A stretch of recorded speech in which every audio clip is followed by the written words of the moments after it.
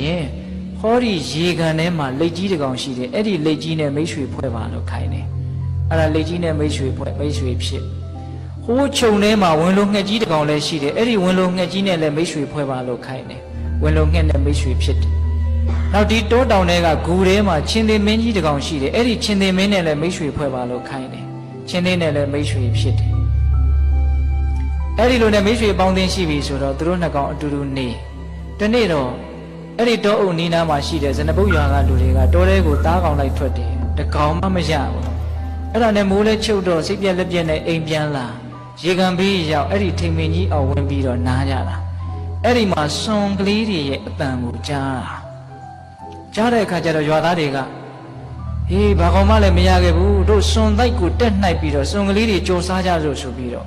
မိဘုံကြီးတပုံဖိုးပြီးတော့မိတုတ်တွေထွန်းပြီးတော့ထိန်မင်းကြီးပေါ်တက်ကြတာအဲ့ဒီမှာစွန်မကစွန်ဘိုကိုဂိုင်းမိတ်ဆွေတို့ရဲ့တန်ဖိုးကိုဒီကနေ့သိရလိမ့်မယ်တဲ့ဒါကြောင့်ဝင်လုံငှက်စီကိုသွားပြီးတော့အကြောင်းကြားတယ်အကြောင်းကြားခိုင်းတယ်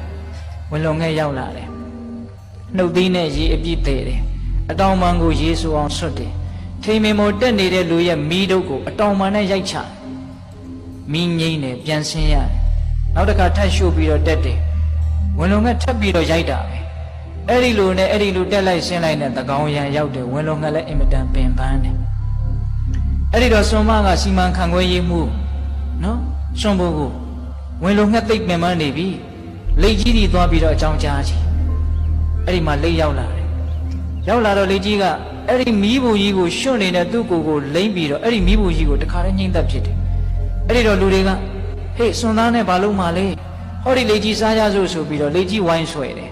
လက်ကသိပ်ကြီးတာဆိုတော့လူဆွဲရလိမ့်မပါပဲနဲ့လက်ဆွဲရကိုလူပါတယ်အဲ့ဒါနဲ့လူတွေဝယုံသုံးကားဖြစ်တယ်မိုးတော့ရန်ရောက်တယ်အဲ့ဒီမှာစွန်မကဂိုင်းဒီအပေါင်းအသင်းနှစ်ယောက်နဲ့တော့ဒီပြဿနာမပြေလည်သေးဘူး